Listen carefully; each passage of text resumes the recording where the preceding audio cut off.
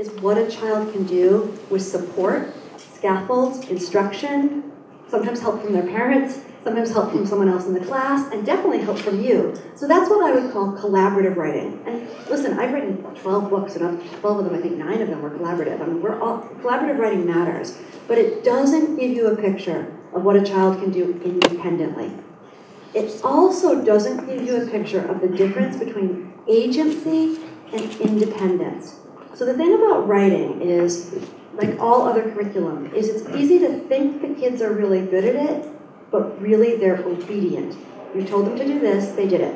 You told them to do this, they did it. And so what you really want ultimately is to develop a system that lets you assess what your kids can do on the day you stop telling them what to do, right? So we usually do an on-demand or a flash draft, we'll call it fast draft, before a unit of study, before I'm going to teach you, and then I'm going to teach you over a couple of weeks, and then I'm going to do another on-demand flash draft so the kids can see growth and you can see growth. And what you really want is that's going to assess what the kids can do independently. But also more importantly is, if you start looking at those student pieces together, you'll democratize knowledge in your school about writing. So that it's not, because one of the things that happens is kids don't need good classrooms, they need good schools. Right? They don't need pockets of excellence. Pockets of excellence in a building don't transform the building. What you want is that if you've got teachers who are good at teaching writing, that knowledge is permeating the whole building, and you need ways to do that. So let's take a look at some of this. We'll talk a little bit. Okay, so here's a few sort of beliefs that we're probably going to want to work with. So one is, when you want to know how writing is going, don't talk about it. Never, you can't talk to a fellow teacher and ask them how writing is going unless they're going to show you what it looks like. Like, you need to say, show me that, show me that. So you always want to put student writing at the center. And one of the things that in the talk just now that a couple of the presenters were mentioning is a lot of times teachers are spending too much time curriculum planning and not enough time looking at student work. Like, you want to get your curriculum planning to be pretty fast so that you can spend most of your time studying how are kids responding to the curriculum. Because the curriculum itself is just hypothetical. It's the kids are also the curriculum, right? The kids are the curriculum. And you need to be studying how they're responding to what you're teaching. So the first thing is going to be this, putting student writing in the center. The second thing is this, and that is going to be practicing talking about the qualities of writing. So we're going to do that in a second. Learning to talk about writing is key to being able to teach writing. And it's a skill that you can learn, and the way you learn it is by having lots of conversations about writing. So we'll try that in a minute. Then there's once you're looking at individual pieces, you actually want to be able to say in a building, how is it going across grade levels in certain types of writing? We think it's important to assess narrative, information, and argument writing. We'll do more writing than that. We'll do poetry, we'll do documentaries, all sorts of things. But we want to do narrative, information, and argument. That's a strand that kids should get to write every year that they get better at. And if you commit in every grade level to certain types of writing, then you can measure growth. Whereas, like, if first grade says we're going to do narrative, and second grade says, well, we're not doing narrative, we're just doing information writing, you can't measure growth, right? So you want to make sure that you've got some types of writing that you're committing to in each grade level.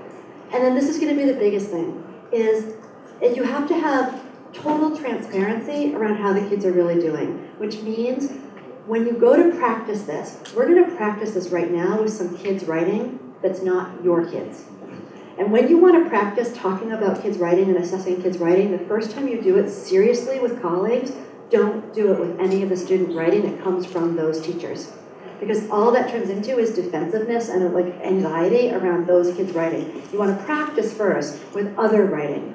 So it could be from a different grade level, it could be from a different school. We have lots on our website. So to get transparent, first you start developing your ability to talk about student writing, and then you look at progress. So there's some protocols for this, and a protocol is something that you can do more than once that sets up a system in your building. So let's try it. We're going to start the first thing. So I'm going to show you some on-demand writing, right? So it was all created basically within about 20 minutes. The kids have one period, which means they have about 45 minutes, but they plan for the first 5 to 10. Then they write for about 20, and then they have about 5 minutes left, and that gives them enough time to do maybe a little revision.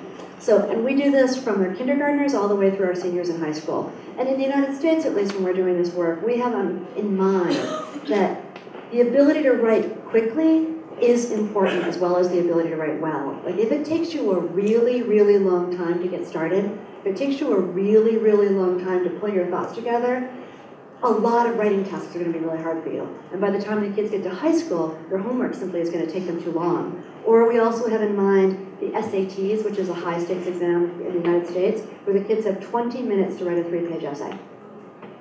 20 minutes, 3-page essay. You have to have fluency for that. You have to be used to writing fast. So with on-demand writing, when the kids know you're going to come in and you're going to have one period, that builds fluency as well as skill. And fluency does matter. For instance, one of the problems we have at Columbia now with our doctoral students is if they take too long to do their research, they're writing, like they have to start all over again because of the way information changes now. Like just picture if last spring you were writing about Egypt, right? And you took more than 3 weeks.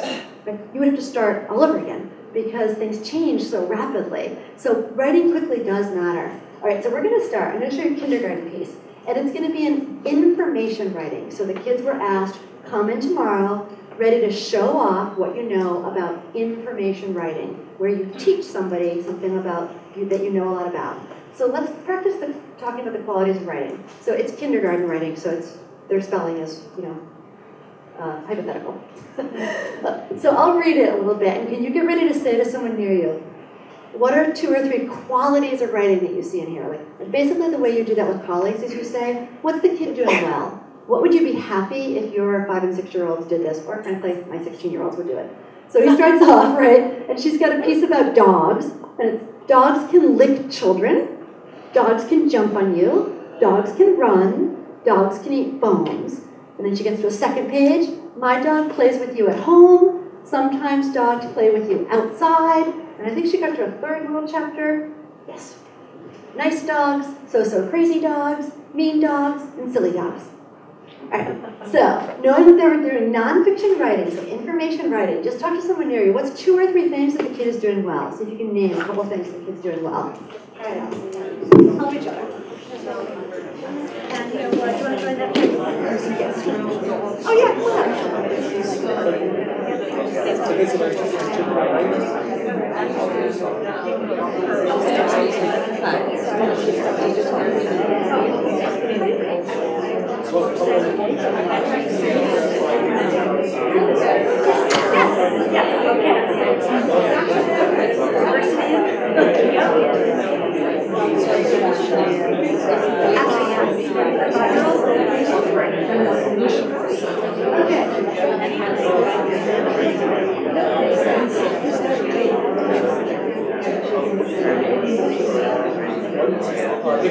Okay, so let's practice this together. So, can you hold on to all the things that you're thinking, and I'm just going to start us off. So, the first thing actually that I look for, that I would suggest that you look for too, is the first thing I look for is knowledge of the genre. Right? Because, for instance, she didn't write a story about dogs. She didn't come in and say, one time, or, I was playing with my dog. And that's the very first thing. Like, when you go to what we do in most of our schools is in the very first few days of school, first 10 days, we do an on-demand, every single kid in the schools, narrative, information, argument.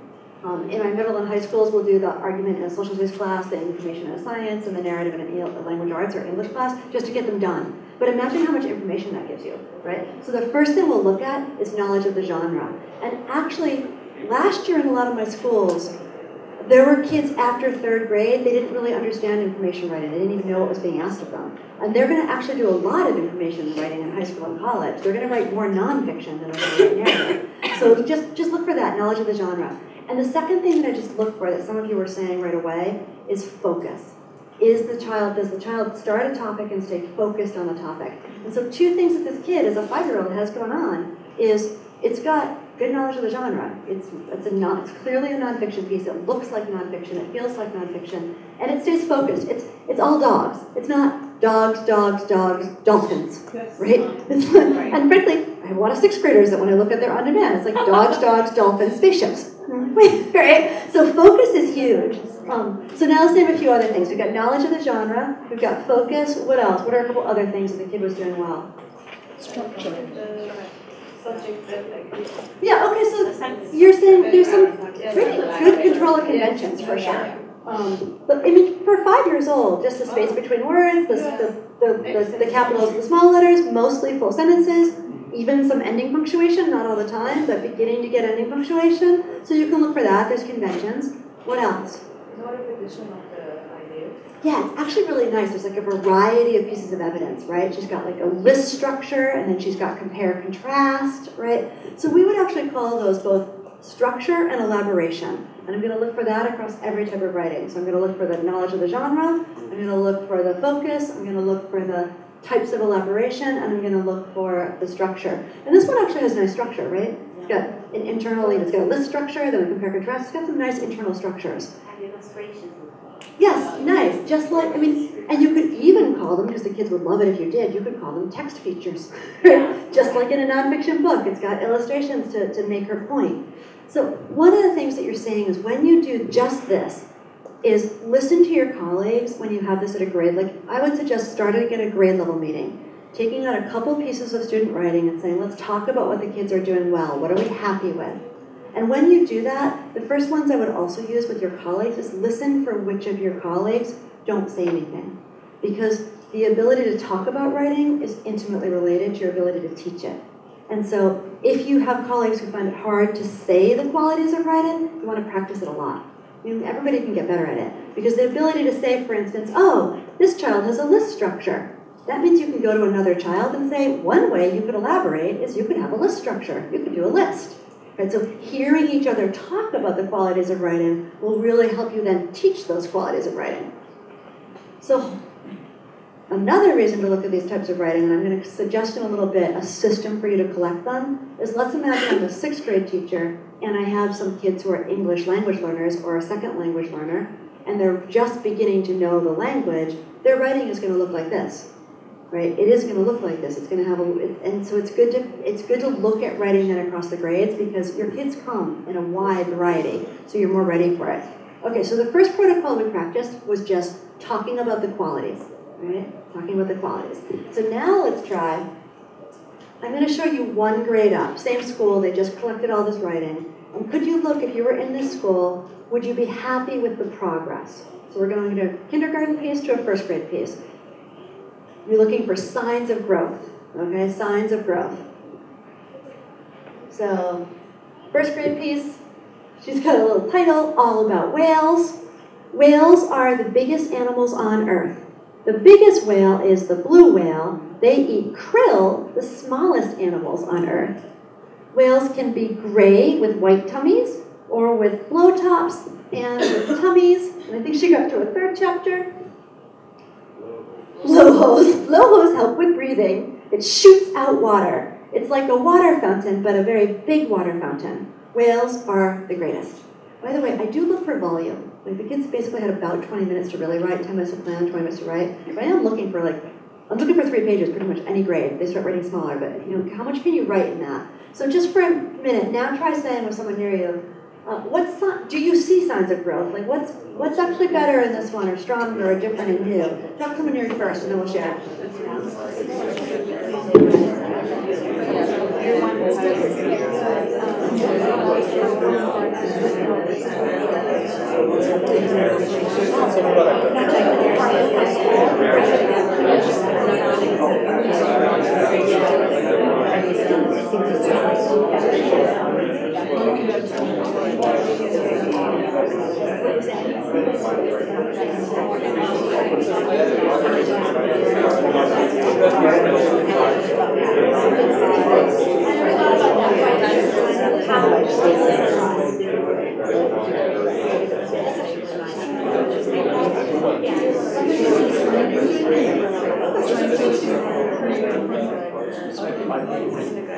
So the first thing you look for when you do this is you look for, are the children in this grade carrying forward what they learned in the earlier grade? So does the kid still have focus? Is the kid still in the genre? So that's the first thing. And so you're looking for that. It feels like mostly yes, right? Like it feels as if this child's work represents that they're carrying forward their knowledge. Sometimes that doesn't happen. Sometimes when you actually do this and you're transparent about it. I was at a school system recently where we looked at 3rd to 4th grade, and the 3rd grade narrative pieces were stronger than the 4th grade. And you just got to say it. You just got to look at it and say, Now let's look at that. Now let's go see why, right? But you have to be, you can't talk about it unless you look at the student pieces and you'll find out. So, okay, so she's carrying some things forward, but what's some stuff? You want to start us off? What was some stuff that's getting stronger? The process through which she writes the ideas is much more logical. There is a nice There is logic. a logical process here.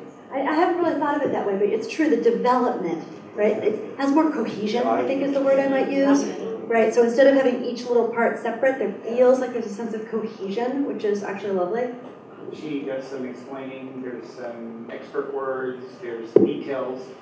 Yes, wait, let's pull some of those out. So that expert vocabulary is a huge growth. So see this thing here where she says the biggest whale is blue whale. They eat krill, the smallest animal on earth. So teaching your kids to use technical vocabulary and explain it to the reader.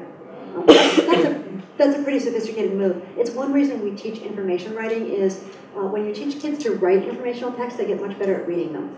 So the kids who skip hard words in their reading, once they're writing, they stop skipping all the hard words because they see the embedded definitions. What else? Anything else? Yeah. It developed from listing information into a paragraph. Yeah, there is, yeah. In fact, it looks to me like she's ready to outgrow this paper. Because she does have whole groups of chunks of information together in little paragraphs. Yeah. So it's like almost by comparing the the size of the whale with the krill, it's almost emergent irony. There is something really nice there, and her sense of being able to make analogies like that in comparison. You guys were talking about what is this, like a water fountain? That's Seymour Simon is one of the great science writers for kids. He says that that's one of the great things to learn as an information writer is how to make comparisons that bring things alive to your audience. Yeah. She began to write writing in paragraphs, topic sentence and some explanation. Yes, there is. There's nice form there, isn't there? There's nice development. And then, yep. Well, it's actually related to the development. It has consistency, like it has a beginning, middle, and end. Yes, it really does. It almost has a lead. It's almost got like a lead and then development and then closure at the end. I mean, and that's because we're teaching that, right? I mean, these aren't accidental. There is one more thing that we should just name, which is she probably doesn't have a whale, right? And so it is research-based writing, right? You are seeing, like, sometimes the young kids do this writing and they're on demand and you don't recognize it as research-based because they write about dinosaurs or something, but that's, she's probably been to aquariums and she's read books about it, so there's a research base to it. Okay, so what we just did is we moved from looking at a piece at one grade level to name the qualities to now looking between grade levels to say, are we seeing growth? Let's do one more protocol for a second and then we'll unpack a little bit. I'm going to show you another piece. Let's do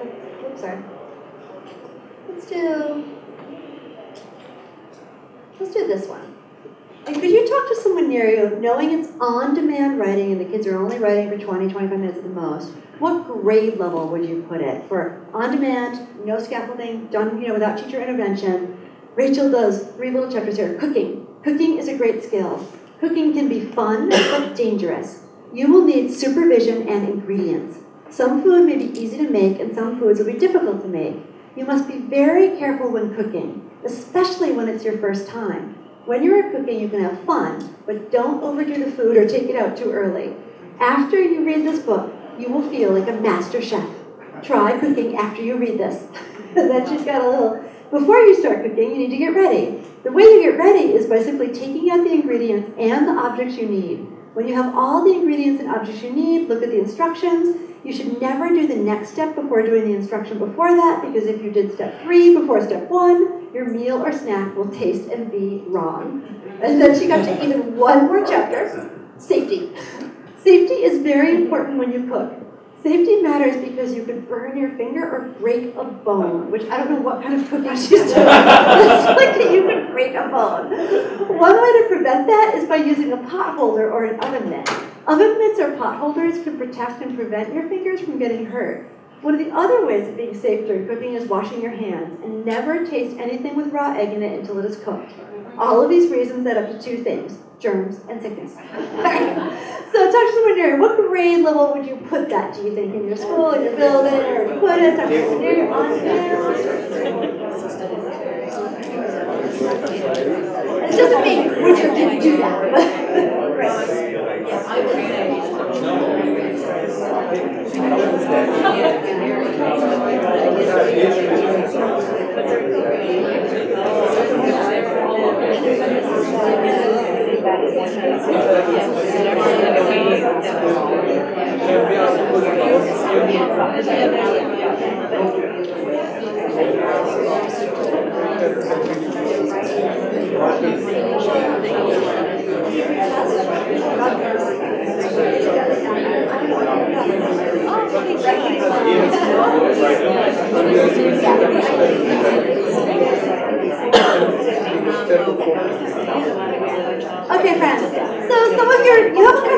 wide range in what you're saying. Some of you are saying third, fourth, some of you are saying sixth. I will tell you that what we're doing now, which is called norming grade level expectations, we're saying, pretending we're a faculty at a school, we're saying, what do we agree would be a grade level exemplar? And the biggest way that in the last 2 years we've changed our thinking about writing and the teaching of writing is that what I would have said 2 years ago was a 4th grade exemplar, I'm now saying 3rd grade. What I would have said was 6th grade, I'm now saying 5th grade. Because what we've really found is that we had to in the United States, we have these Common Core standards that insisted that we raise the level of writing, but one thing that did happen is we raised the level of writing then. And we did find that with really clear instructions, you can raise the level of writing. So we ended up putting this at a 3rd grade, which is my sort of thing to keep in your mind. Because what you'll do then is, if you set grade level exemplars, what you'll find is teachers and kids rise to meet them. Is that when you look at, like, Alfred Tatum, who's a researcher in the States, he's got research that when he looks at the difference between high poverty schools that are low achieving and high poverty schools that are high achieving, the single thing that's usually different between them is teacher expectations. And that the more you can say to a kid, like, just picture your kids are going to come in and do their writing the next day. You said to your 3rd graders, so for instance, I'm expecting that it would go across 3 pages, that you'd have a topic you're expert about, you would develop it all the way across using illustrations to make your point as well as your words. I'm expecting that you would use expert vocabulary and explain it to your readers, and it would look kind of like this. And your 3rd graders will say, okay, and they'll do it. But part of that is having a really clear exemplar. So the thing that we're really interested in assessing writing now is not just using published writing in the world, but kids' exemplars for other kids to look at, right? And having those exemplars at the beginning of the year be just above what they can do, but not so far above what they can do that they're not useful. So let's just go back for a second and think about the protocols we used, and we'll take it a little bit farther. So we started with this kid, and all we did was we imagined collecting some work at a grade level and naming the qualities of it. When you first start, I would suggest that naming the qualities of writing is not the same thing as critiquing all the things the kids are doing wrong, right? What you want to do is name the strengths, and there's 2 reasons for that. Kids will learn from their strengths, they don't learn from their deficits. But also teachers, if you put student writing out and the first thing you do is critique it, your colleagues and friends are never going to want to put student writing on the table again, right? What you want to do is look for what have the kids learned that's sticking with you. And so there's 2 times when you might do this. So on-demand writing or flash draft writing, we're going to recommend that you would do it before a unit of study at the beginning of the year so that you know where your kids are beginning. Because often what happens is you're ending up teaching things to kids that they already know. And you don't know what they know. Like, to teach writing, you can't teach them unless you know what they can already do. But probably even more importantly, is after you teach, I'll call it a unit of study, whatever you want to call it, like a block in your curriculum, right? So like I taught the kids something about information. After you teach your unit, that's when you want to do a quick on demand. Because that's where you can see what we call the stickiness factor, the stickiness of your teaching, what stuck. So this, for instance, was a kindergarten piece at the end of a unit. So you could see that the kids learned about structure, they learned about focus, they learned about the genre, they learned about having lists versus compare and contrast. You can see what they learned. And in fact, one thing our teachers will do sometimes is they'll have a list of what they taught. We call them teaching points, the teaching points for writing. And then they'll take a couple pieces of on-demand writing and they'll put Post-its on the student piece, every place you can see evidence of your teaching. And that lets you, first of all, it's a great way to celebrate, because kids celebrate their writing, but you need to celebrate your teaching, right? Like evidence of their teaching. But you'll also see what didn't stick. And then in the next unit of study, or the one after that, you can take it up. So let me give you some tips when you first get started. When you first get started looking at student writing to assess writing, you don't want to look at 200 pieces at a time, right? So let's picture you're a 6th grade teacher and you've got 4 sections and you've got 150 kids.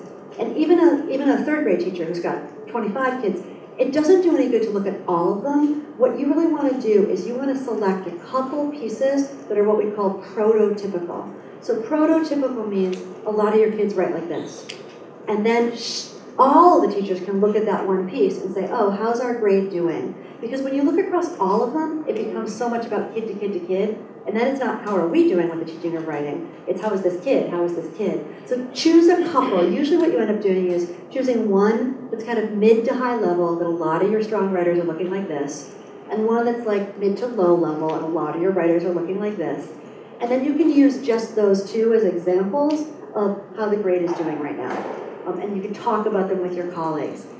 So See what we're doing? We're collecting them, then we're choosing some exemplars, and then we're talking about them. Then we're going up a grade level, same thing. We're going up a grade level, taking another couple exemplars and comparing them. And that lets you see growth from grade to grade level. When you go to collect these, the next thing I would say is there's two things that will happen after you collect this on-demand writing. So the first thing is that after you've assessed it, which usually we'll say, don't keep them more than a day. Like if it takes more than a day, just give them back to the kids.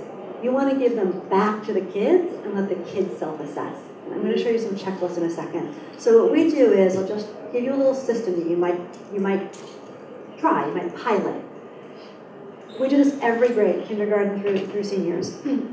The kids do their on-demand writing. We take it to a little grade level meeting over lunch or whatever teachers can huddle around it. We look at it quickly. We do a little how are we doing? How are the kids doing? Then we give it back to the kids the next day. And the kids will sit there with a checklist, which I'll show you in a second. And they will annotate. They'll mark up their own writing for evidence of the things that they did that were strong. So just like we just talked about it, they'll mark it up. Then at the end, after the unit of study, they'll do another one, and they'll mark it up, and they'll compare them. And what that does, that system of the kids knowing that they're going to self-assess at the beginning and self-assess at the end, what that does is it teaches your kids to assess their own writing, set goals, and strive to meet them. Because in the end, like, we don't go to college with them. We're not going to be there with them. It's more important for your kids to learn to assess their writing than for you to learn how to assess their writing. Because they have to learn to be in charge of it. So we'll look at some tools for that. So let me pause for a minute. 3 protocols so far. Taking a piece for the grade level and talking about it, looking across grade levels and talking about it, and then norming by saying, what are our exemplars going to be? Why don't you just talk to someone near you for a minute about which of those would be useful when you go back to your building? Just, what do you think of that? And then we'll talk some more. I know.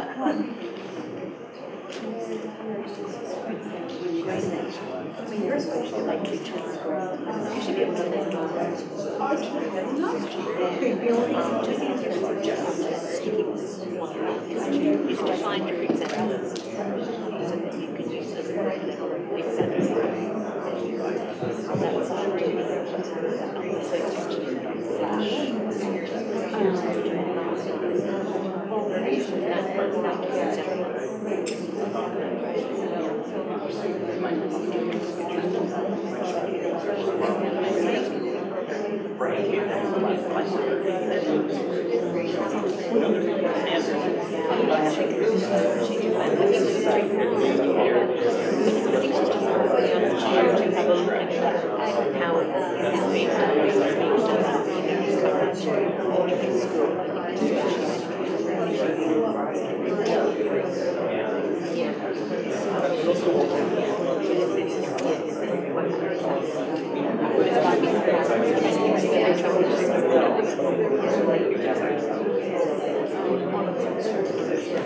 Okay, I'm going to show you a few checklists now.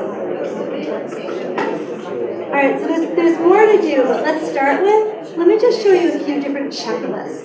So we spent, I'll just get my computer screen there so I can show you a couple different ones. We spent 2 years working on what we call normed student exemplars and normed checklists. And we're a not-for-profit, so everything we do, we either put for free on our website, or we literally publish it for like the cost of the paper, because that, our job is just to get tools in teachers' hands. So one major tool that maybe you want to get one copy of for your school is we have a collection called Writing Pathways, which are normed exemplars from pre-K through 9th grade. And then after that, pretty much we're working on AP and IB writing, right, which follows a pathway. And it's student exemplars and checklists, and let me just show it. So it's 2 exemplars for every grade level, from information, narrative, and argument writing. But let me show you what we're working with in checklists so you can see if these might be helpful for you. And if not, you can make your own. I'm not saying you have to use ours, but what you do want to do is have some kind of system. So remember we just looked at that 1st grade piece, which was the whales? So let's take a look at an information writing checklist and see what the kids can do then. They get their piece of writing back, and it will look like this. They're sitting there with their writing, and they're going to have a checklist next to them that looks like this. I named my topic, I told different parts, I wrote an ending, I talked about my topic part, then it's like development, I put facts in my writing, I use labels and words. Whereas, let's come back and take a look at maybe an older grade. No, just close grade. Let's go to like a 6th grade one. I wrote an introduction in which I interested readers. Perhaps you can see how these checklists are going to work. And we have ones that don't have pictures on them, and I'll show you those too. But then we started to put visual cues for our second language learners, only to find out that the visual cues were helpful for a lot of kids at any age. So that I'm actually thinking about using them all the way up through with my seniors. So the visual cues can be really helpful. So what the kids do is they get their on-demand writing back, they sit there with a checklist, and they're annotating their own piece for evidence of the qualities that are on the checklist. You don't have to use our checklist, but you should have your own checklist. Like, if you're teaching writing, what kids need is they need to know what are the qualities of this kind of writing. And you want to have that crystal clear. Like, you want to be able to say, here's the 6 qualities, or the 7 qualities, or 9 qualities that we're looking for, and that kids are building to that over time. So that way, it's not just teachers using it, but it's kids using it. So when you're doing this work, so kids get it back. So let's take a look then at, I'm going to go back to our PowerPoint. Let's take a look then at, as you go up the grade levels, the reason to then be norming a little bit is it's going to be really helpful if you've got exemplars from every grade level. So what I would recommend for your school, what we did is we sorted through a bunch of student pieces, and then we chose 2 from each grade level for each type of writing, and put them together as a folder, which you can do in your building. And it's good to do it locally because the stories will be different. Like the stories that kids tell, the examples they'll tell. However, if you do it locally in your building, which you should do, you still want to compare it to global exemplars. Because the biggest thing the biggest mistake you end up making is you norm too low. And then what happens is, what's a 2nd grade exemplar in your building would be a 1st grade in some of our, and like you have to make sure that by the time the kids are getting to be a senior, that they are writing at the college level. So you can't leave all of that till like 9th grade. In fact, we basically said, we want by the time the kids leave 8th grade, that they are writing at an end of 9th grade level. Because they get less and less time for instruction in high school, and so we want to pack the instruction early. So let's just take a look at this, for example. Like if you kept going, so there's 3rd grade, but then this is what a 5th grade would look like, right? And see how if you know that, you're more likely to have your 5th graders achieve it, right? And then this is what a typical 6th grade one is, because on our checklist it says, you should choose a topic that probably would be important to study, not just anything. So you wouldn't write about dogs anymore. You would write about sport. You would write about space, or you would write about a social studies topic. And they come in and they do that. And that's just quick on demand. You can see the tracks of if this child had been in that kindergarten class, and that 1st grade class, and that 2nd grade class, then it's going to be easy for them as 6th graders to do this kind of writing and on demand. So the thing about creating this kind of systemic assessment system is it also encourages that teachers don't opt out of curriculum, right? That you don't get teachers saying, oh, well, I'm not going to teach that type of writing. And then the next grade after them has to pick up that ball. So one thing that this kind of assessing will do is it'll create a kind of democratic system. So let's take a look at some of what we've done and let's talk about the hard parts. Okay, so if you choose types of writing and you decide that as a school you're going to have transparency around how the kids are doing by collecting writing, what that will do is it will develop shared discourse around writing. Like, talking about the writing will help you develop shared discourse. It will definitely do this, which is it will help democratize that knowledge. Because undoubtedly in your buildings right now, I mean, all schools are like this. You have some people who talk about writing really easily, and some who struggle. And one of the things that happens, especially in international schools, is that teachers leave, and they go to another school. And what you want is that when a teacher leaves, it does not matter, because everything that teacher knows has been poured into your school. And the way to get that legacy, like I'll always say to teachers, like when you leave this building, I want your legacy not to have been just to the kids. I want your legacy to have been to your colleagues. Okay? And you get that by having these conversations, so that everything you know about writing, your whole grade level knows. And then frankly, not just your grade level, but the grade level above or the grade level below. So that way, if a strong teacher leaves your building, you can say, it's okay. We've got systems here. We've got the new teacher coming in will know exactly what kindergarten writing should look like, or exactly what 8th grade writing should look like. She'll have student exemplars to work with. She'll have checklists. It's going to be fine. This is really big, which is it creates transparency, right? And transparency is the friend of achievement. Transparency of like, yeah, this like, you know, the writing and argument writing in this grade is not going that well. And you don't have to be mad about it, just say it's not going that well, let's look at it. Or it's going better over here. So that you can start saying to teachers, and I'll usually, if you've got some strong teachers in your building, I'll usually coach them to be the first ones to say in a meeting, how did you do that? I feel like your writing in your class is looking a little better than mine. Like your kids have better endings. And if your strong teachers are ready to say that to another teacher, then all your teachers will start saying that. Right? How did you do that? How did you get that writing? So because otherwise the teachers are afraid to share. And then this really, I think really important thing is it will help you norm grade level expectations. So those are sort of 4 big things. So just for a second, why don't you just get a chance to tell someone near you, which of those do you think might be important in your building? What do you think? Which of those?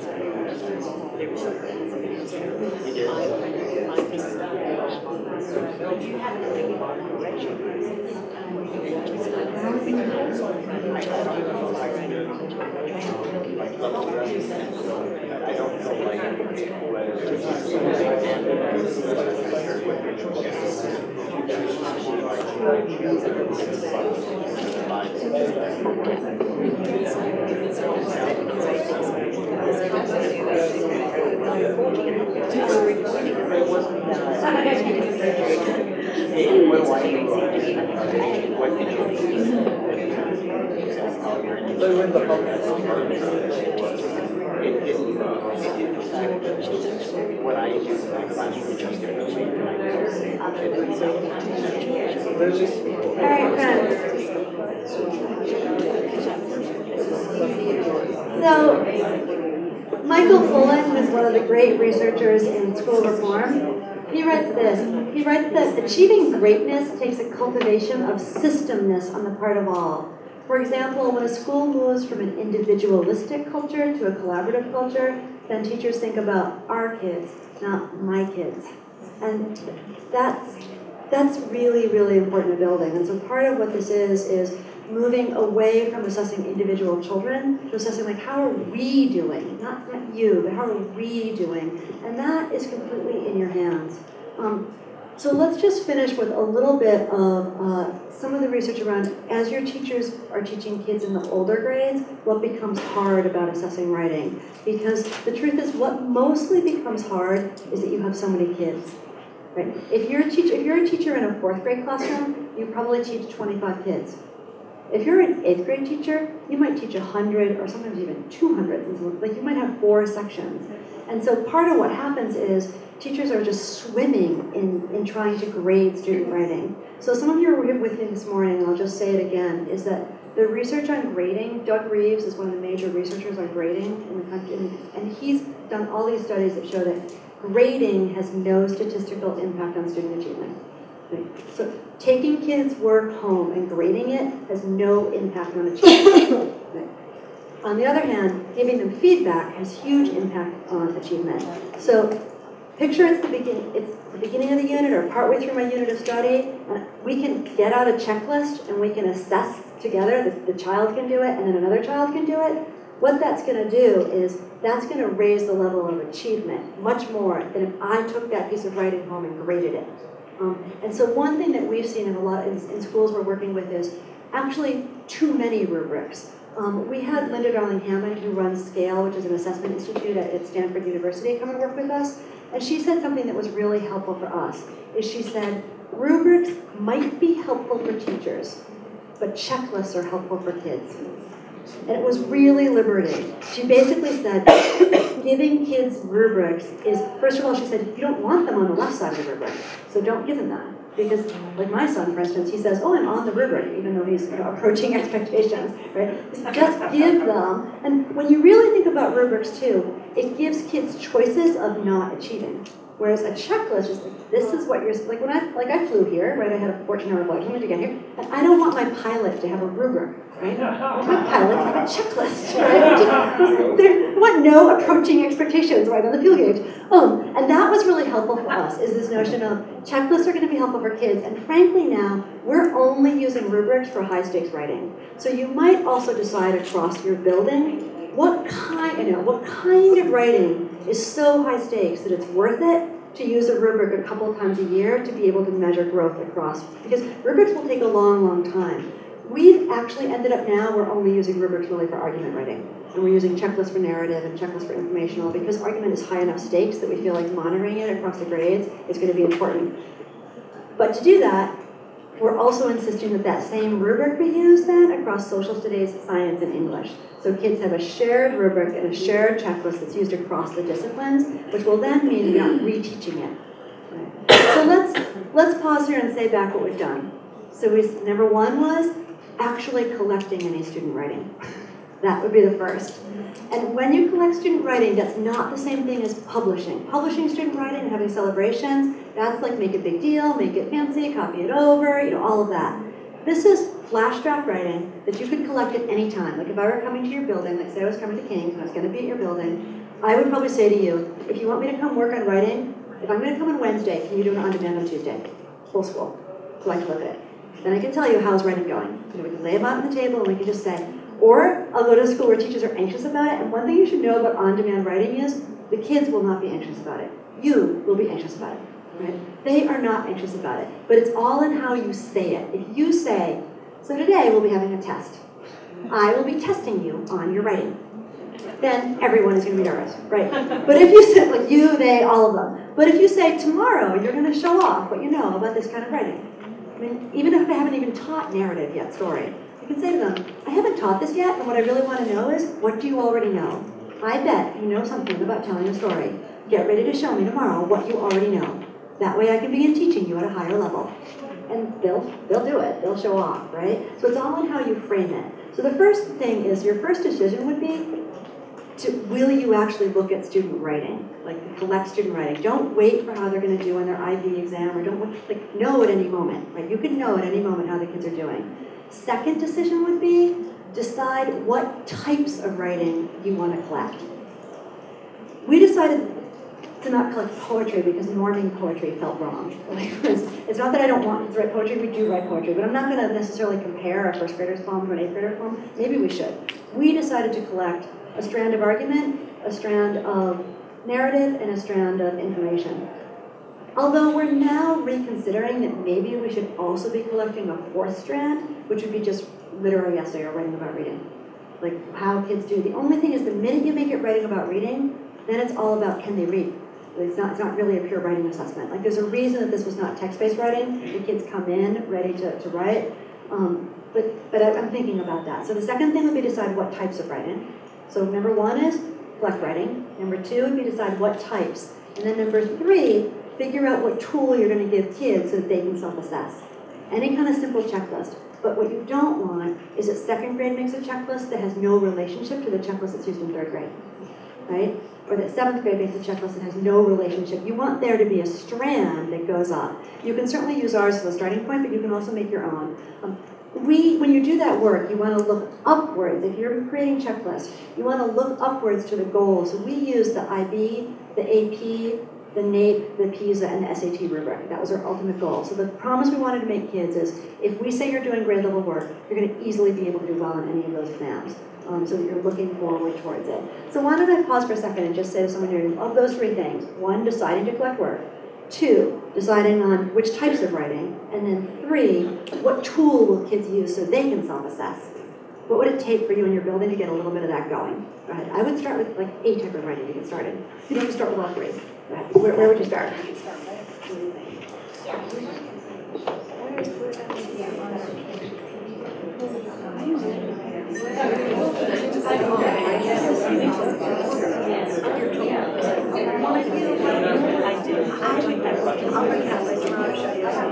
Do you have a new one?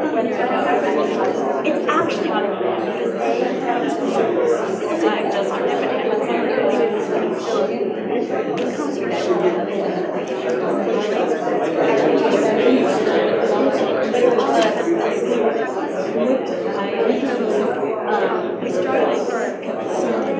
Alright,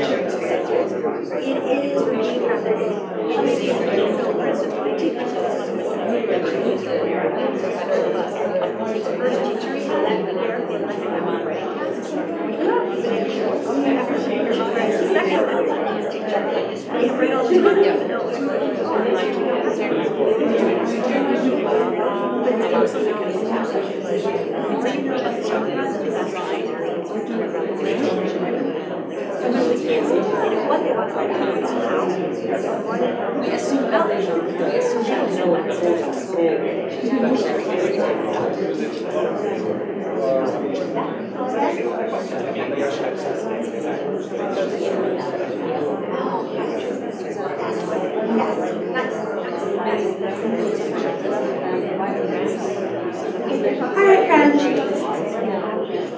So we just have a couple minutes, so let's just see if there's any questions. So one question that came up was, what language would you do this in? It is, you obviously, if you're a dual language school, you'd want to do both languages. And it will be interesting to see, like in my school, I'm just back from Bogota in South America, where one of our schools there, they teach in Spanish and in English.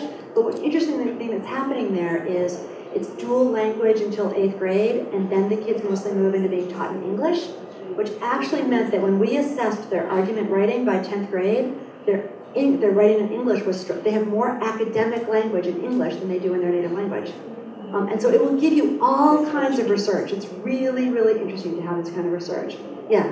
What are your opinions on sort of the student creating the criteria? The class helping create the criteria? Sometimes I'll make them feel like they did. You know, but yeah. I used to do that a lot. But I got to tell you now, what we do is we come to kids and we say, so there's a set of criteria that great writers around the world have agreed that the strongest writers in this grade level should be able to show. And I'm just going to tell you what those are. And so sometimes it's like we're spending a lot of work on inquiry that's not real inquiry because I already have in mind what I want to get to. And I'd rather use that, because inquiry takes a lot of time, I'd rather use that for real inquiry. So now if I already have some things, like I do feel free to tell kids, like there are some things I know that you don't yet. And one of them is the qualities of this writing. I'm gonna tell you. Because I'd rather have them do an inquiry of, I would love to have them look at a mentor text, a great piece of student writing, and try to name those qualities. That would be great. And then I might show them, oh, you know, there's academic language for that. Let me show you this checklist that has academic language for it, right? So that you can build up to that. And let me just show you one example of that really quickly. If you've got another question, you guys can ask it while I was just going to ask, is there any place still for sort of international or national standards in terms of levels and benchmarks, you know? Well, we normed ours to the PISA exams, the IB, and the AP. Okay. Yeah, so, yeah, absolutely. And I think... And you got some cross-correlation. Oh, a huge amount of cross-correlation, which took forever to do. And so, yeah, it did take forever to do, and so that's why I think it's possible. We had a lot of experts come and help us. You might want to take some of them as a starting point, because it takes a lot of work to look across all those rubrics. Yes, from practical example, I'm asking, if we use these checklists and grids or these exemplars, can we see that actually equates to a level 2C national curriculum or whatever? Yeah. Yes. Yeah. You know all of them. Like you will. The only thing that you have to look for is we're looking for what the kids will do in 20 to 30 minutes without any teacher support, right? So you could. Whereas if we showed you kids published writing, that would look differently, right? And the one thing that happens there is we are looking for the kids to be able to write with fluency as well as with skill. And what you will see, because you were asking about fluency, is the more you do on-demand writing, the more fluent your kids get. And what it really does ultimately do is it improves their first draft writing, which is what's so great about that is that when they do finally take these high-stakes exams, your kids will sit down and say, like, oh, I'm supposed to write an essay in 40 minutes, I'm supposed to read these 2 texts and write an essay. I'm like, sure, I do that all the time, right? Like, so instead of it being this big, scary thing, I'm like, yeah, I do that all the time, right? Which is really, really helpful. Yeah, jump in. How does a checklist translate into a grade? Like, I hate grades, but how do we give a grade if we're just giving a checklist? Okay, so let me just pull up an example for you. Although I don't want to take away from this. Can you just keep it up? Can someone look at their watch and just see how our timing is? Okay, we're just going to pass, so I'll pull up one. So this is where you need to decide whether you're going to, we'll use Let's do like an 8th grade. So, when you use a rubric, you can just see how rubrics just make you crazy because they're so dense. But, oh, I'm sorry, you can't even see it. I don't even know what you're talking about. Okay, so one way to do it is each of your checklists, you want your checklist to align with your rubric, right? So like the column, like so for instance, if I were a 7th grader, if I'm teaching in 7th grade, at the end of the unit I'm going to have using a 7th grade checklist, and that is one column on my rubric. And we ultimately ended up putting on a rubric. It's really a year's growth. But what's astonishing is how quickly you can get kids to get a year's growth if you're teaching really clearly the qualities of the subject. What's tricky is, so Linda Darling Hammond says, she says always use a 4-point. She said when you're trying to look for more nuance, you're just wordsmithing. So she says like don't make a rubric or any kind of grading system where you're looking for like across, there's like 10 levels. She says only have 4. So, and your 3 is meeting expectations. So whatever your 3 is, that's meeting expectations, and your 4 is exceeding expectations, your 2 is approaching, and your 1 is needs major intervention. But that will shift. So for instance, this one, which is an 8th grade rubric, means that if you really did want it, if it's worth it for you to have a highly calibrated scoring system, which again, rubrics take forever, so you wouldn't do it for every type of writing. But for instance, what we do in our 8th grades in a lot of our schools is, the kids take an on-demand argument in the fall, in the winter, and in the spring. They do it the first time in English, the second time in history, and the third time in science, so that we just, and all the teachers in the grade level of science, the English and the social studies teachers come together to grade it. So that way it's shared, and you pretty much need release time. Like one thing we really said now is, you sitting at Starbucks or whatever your equivalent is, you sitting at home grading your students' pieces does not transform your school.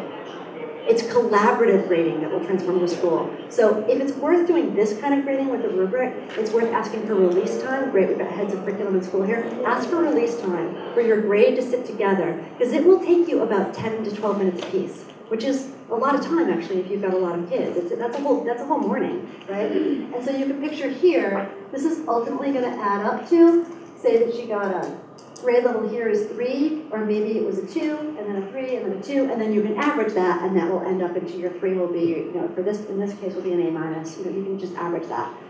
So rubrics can be, you can transform them into grades that way. It's not worth it to do with all of them. On the other hand, you could have given a checklist, and you could have felt like, you met 8 out of these 10 criteria, bam, you get an A-, and that took me less than 90 seconds. So figuring out which pieces are writing and when, I think when you're using rubrics, you have to have release time. Otherwise, you can't do it. It's just physically you can't do it. Okay? Any other questions before we stop?